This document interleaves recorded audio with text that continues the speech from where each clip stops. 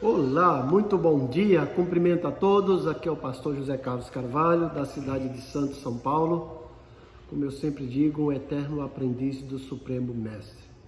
Estamos juntos para mais um devocional matinal, uma palavra que vem diretamente do coração de Deus para o seu coração.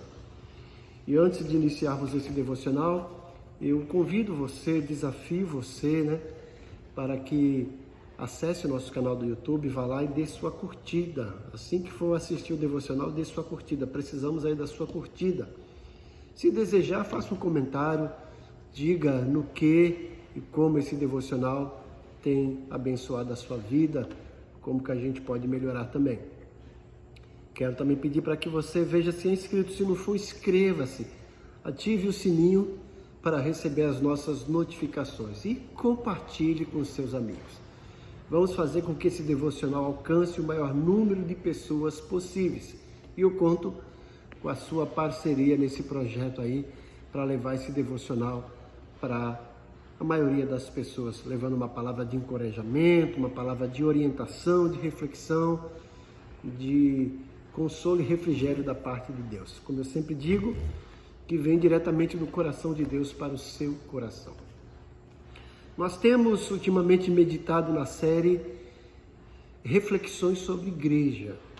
O nosso intuito é trazer para vocês um pouco da realidade, da essência, da marca, do padrão, do que é a igreja, as suas características, o seu perfil, o que Deus espera da igreja, para resgatarmos esses valores. Meu intuito aqui não é detonar, não é agredir nenhuma instituição, apenas trazer aí à luz do Evangelho aquilo que Deus espera da sua igreja aqui na terra. Como eu sempre digo, a despeito de tudo que tem acontecido na igreja, a igreja é a única entidade credenciada por Deus aqui na terra como sua representante. Então, Jesus, como diz Atos 20, 28, morreu pela igreja.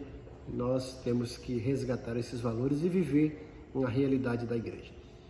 Esses 3 últimos dias nós estamos meditando na carta do apóstolo Paulo aos Efésios. Trabalhamos do versículo 11 até o versículo 16. Hoje vamos trabalhar um pouquinho mais à frente.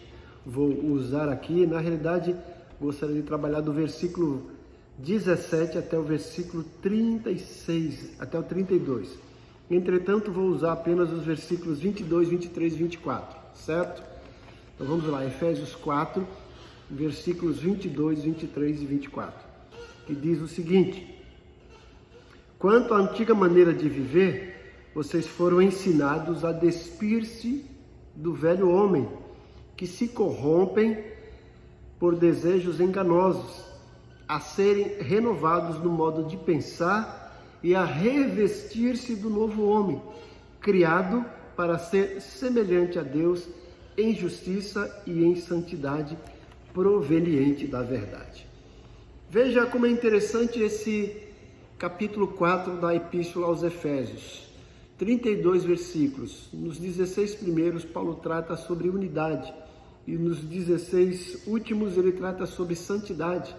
Lembrando que unidade diz respeito aos nossos relacionamentos horizontais. Eu e o meu próximo, uns aos outros. Santidade diz respeito ao nosso relacionamento com Deus, eu e Deus. E uma coisa depende da outra. Esses dois conceitos, unidade e santidade, estão ligados intrinsecamente, um depende do outro. Eu não posso dizer que tenho uma vida de santidade se eu não estou vivendo em unidade com o meu próximo. E se eu não tiver uma vida de santidade, eu vou ter sérias dificuldades de manter a unidade com o meu próximo. E quando eu olho para esse texto, às vezes a gente pensa que santidade diz respeito às coisas espirituais. Mas se eu fosse procurar aqui uma palavra que expressasse na praticidade a santidade, eu escolheria caráter. Porque para Deus, santidade diz respeito à conduta, a caráter. Não é o fato de eu possuir dons espirituais, de eu possuir dotes eclesiásticos, de eu ter um curso bíblico, frequentar a igreja há muito tempo, que vai caracterizar que eu sou uma pessoa espiritual, não. São as minhas condutas, as minhas atitudes. Jesus deixou registrado aí o Sermão do Monte, Mateus 5 a Mateus 7, e ele vai falar sobre santidade. E os padrões pedidos ali são padrões de norma e ética. São conceitos que todos deveriam viver e praticar, e assim teríamos um mundo melhor. Mas olhando aqui para a carta do apóstolo Paulo aos Efésios, no capítulo 4, como eu disse, os primeiros 16 versículos, Paulo trata sobre unidade. Igreja é um lugar de pessoas que vivem em unidade.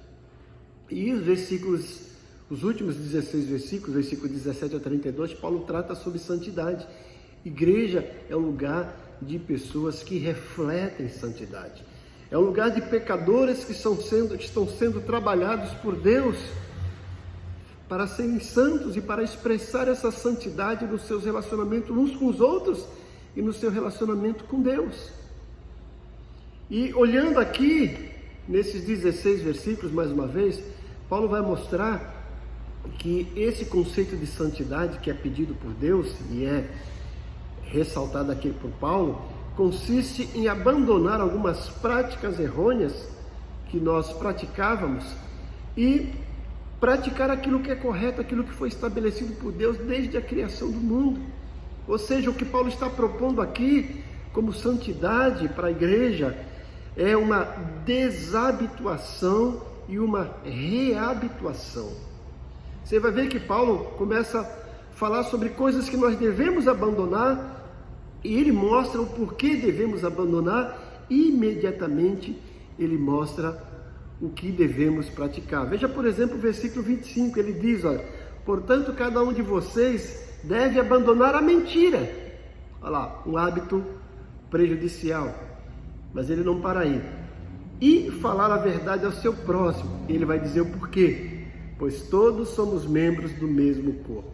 Então, Paulo aqui, nesses 17 versículos, ele vai mostrar alguns hábitos, algumas atitudes que era comum da nossa vida e que eram hábitos pecaminosos, errôneos e que entristece Deus e que fere o nosso relacionamento com Deus e que burla a nossa imagem de santidade. Precisamos abandonar, mas não basta abandonar.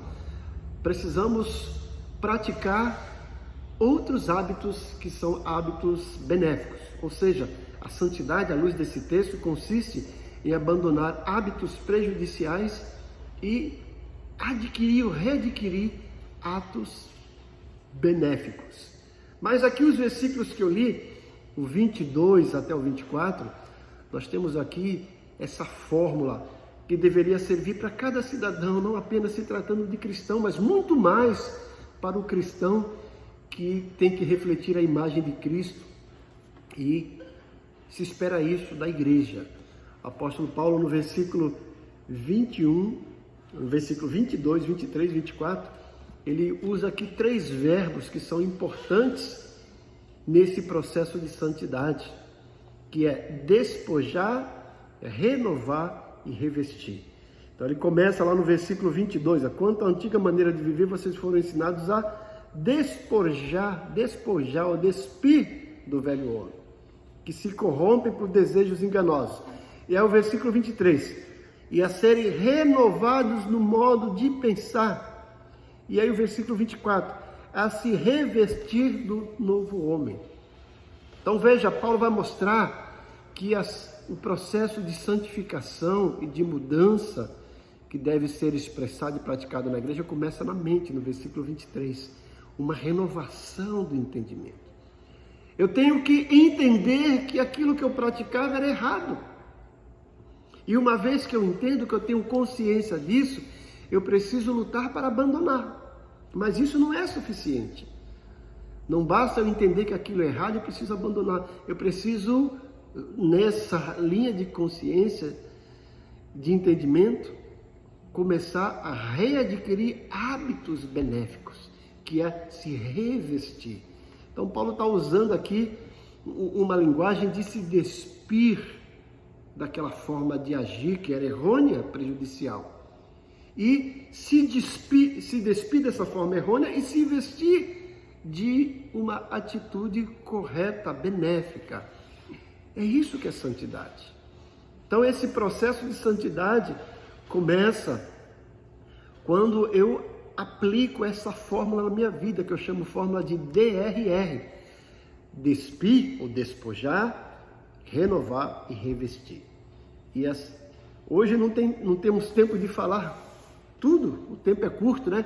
Mas amanhã, se Deus quiser, a gente vai continuar falando sobre isso. Mas eu quero que você entenda, estamos refletindo sobre igreja, e aos olhos de Deus, uma igreja, que é o corpo de Cristo, deve respirar unidade, inspirar e também respirar santidade. Igreja é o corpo de Cristo formado por membros, por pessoas que vivem em santidade e reflete isso nos seus relacionamentos interpessoais, nos seus relacionamentos horizontais, que é a unidade.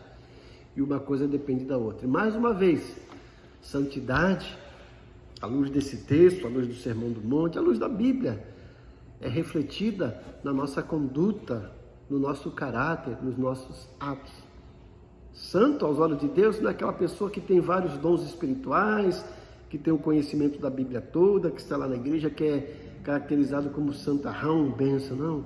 Santo aos olhos de Deus é uma pessoa que leva a sério o Evangelho e que vive o relacionamento salutar com Deus e com o seu próximo, dentro dos padrões de ética. Isso é santidade. Que Deus nos abençoe. Deixa eu orar por você. Pai bondoso, mais uma vez eu oro pelos teus servos que têm assistido diariamente esses devocionais. O meu desejo é que esses devocionais alcancem o maior número de pessoas possíveis.